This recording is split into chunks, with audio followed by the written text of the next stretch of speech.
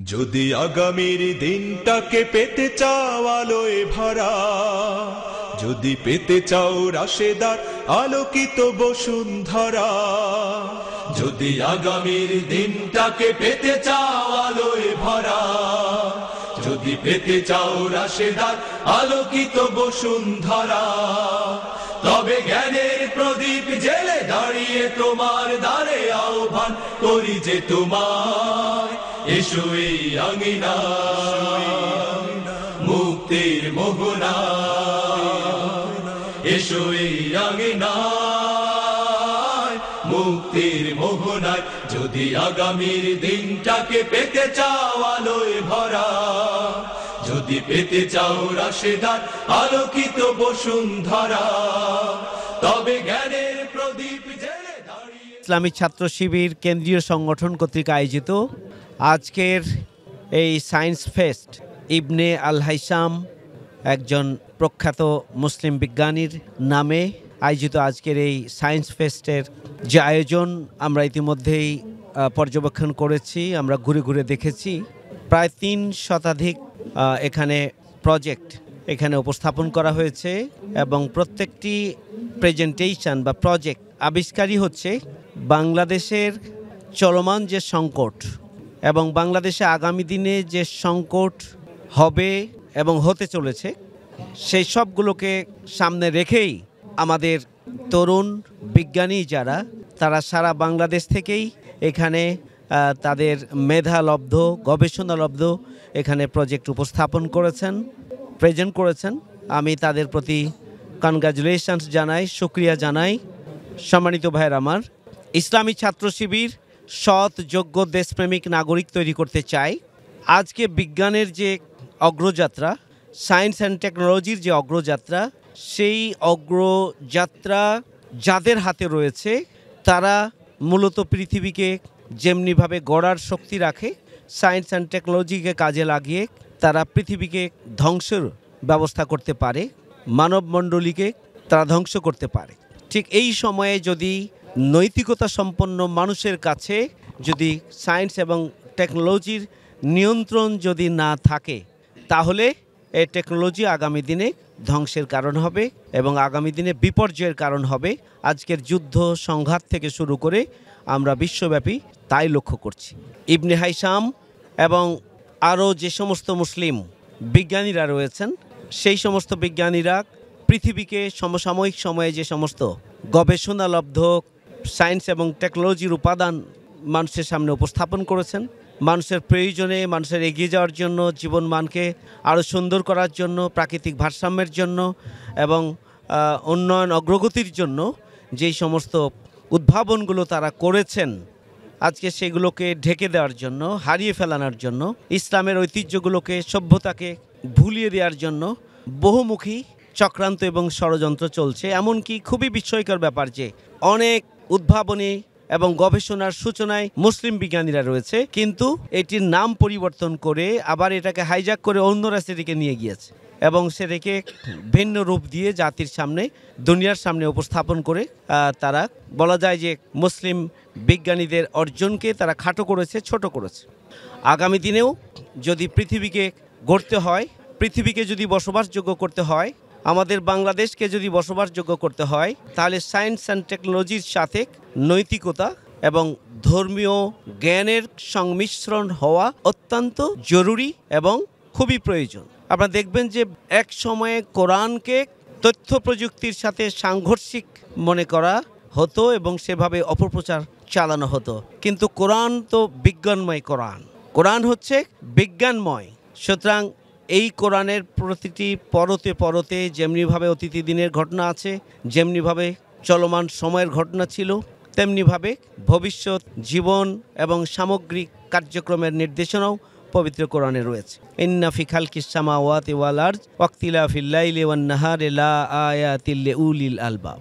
সুতরাং কোরআন যদি আমরা গবেষণা করি, কোরআন যদি অধ্যয়ন করি, তাহলে চলমান সায়েন্সের সাথে কোরআনের কোনো সংঘর্ষ নেই। যেখানে সংঘর্ষ আছে বুঝতে হবে যে সেখানের সায়েন্স হয়তো ভুল পথে আছে। একটা সময় আসবে গবেষণা আরও যথার্থ হলে কোরআনই সত্য প্রমাণিত হবে, সুন্দর প্রমাণিত হবে, কোরআনই গ্রহণযোগ্য প্রমাণিত হবে এবং কোরআনের গবেষণাটাই প্রকৃত অর্থে মানুষের জন্য কল্যাণকর বলে বিবেচিত হবে। আমি ইসলামী ছাত্র শিবিরকে ধন্যবাদ জানাই যে শুধুমাত্র ছাত্রদেরকে নৈতিক দিক থেকে তৈরি করা নয়, বরং তাদের মেধার বিকাশ, তাদেরকে বিজ্ঞান মনস্ক করা এবং আগামী দিনের সায়েন্স এবং টেকনোলজির যে চ্যালেঞ্জ, সেই চ্যালেঞ্জ মোকাবেলা করার জন্য তাদেরকে যোগ্য করে গড়ে ওঠার ক্ষেত্রে উৎসাহিত করার জন্য যে ফেস্টের আয়োজন করা হয়েছে, আমি তাদেরকে ইসলামী ছাত্র শিবিরকে আমি কনগ্রাচুলেশন জানাই, তাদের প্রতি কৃতজ্ঞতা জানাই।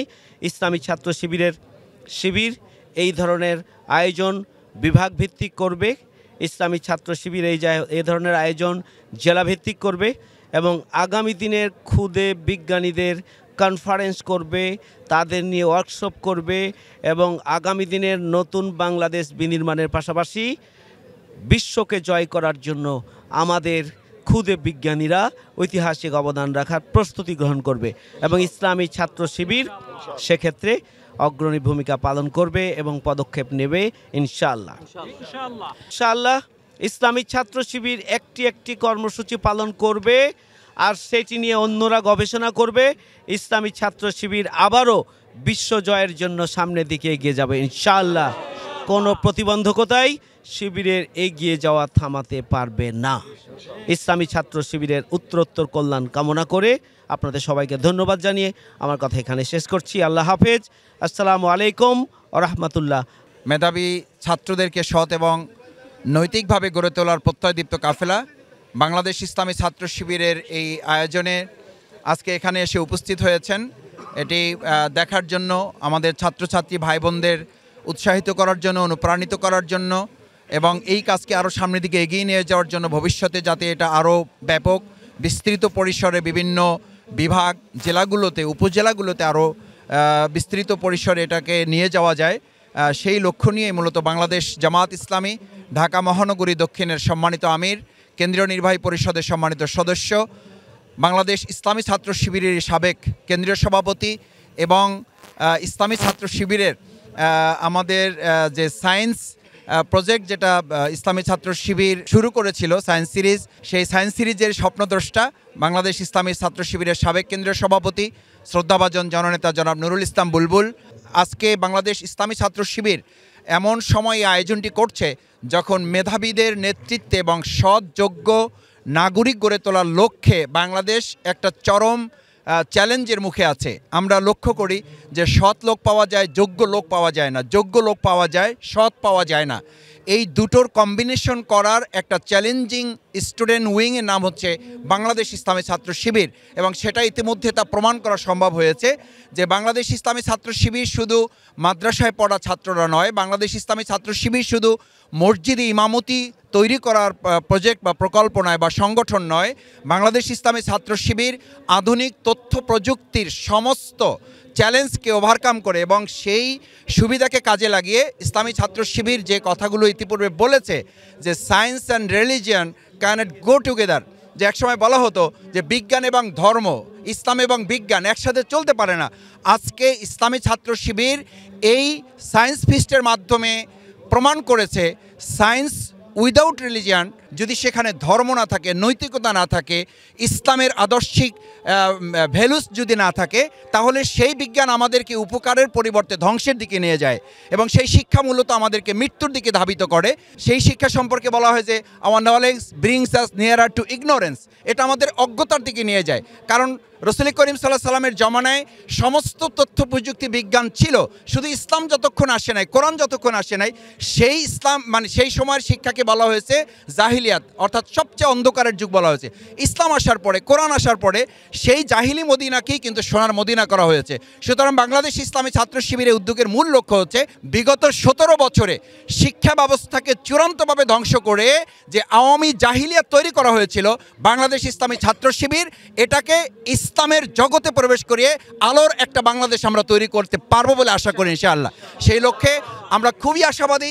যে কয়েকটি প্রকল্প আমরা দেখেছি, আমার কাছে মনে হয়েছে আমাদের তরুণ সন্তানতুল্য শিক্ষার্থী ছাত্রছাত্রীরা যে প্রজেক্ট নিয়ে এসেছে, আমি মনে করি তারা একটা প্রজেক্ট নিয়ে আসে নাই, তারা পুরো বাংলাদেশকে গোটা পৃথিবীতে আদর্শিকভাবে এবং সৎ দক্ষ যোগ্যতার জায়গায় চ্যালেঞ্জ করার সমস্ত আয়োজন তারা এখানে সম্পন্ন করেছে। আমি তাদের ধন্যবাদ জানাই, কৃতজ্ঞতা জানাই। আমাদের এই সন্তানরা আগামী দিনে ইবনে সিনা তৈরি করবে, আমাদের এই সন্তানরা ইবনে সাইহাম তৈরি করবে, আমাদের এই সন্তানরা খালিদ বিন ওয়ালিদ তৈরি করবে, ওমর হামজা তৈরি করবে, এবং তারা তথ্য বিজ্ঞান প্রযুক্তিতে আগামী দিনে লিড করার জন্য বাংলাদেশে তারা যথার্থ ভূমিকা পালন করবে ইনশাআল্লাহ।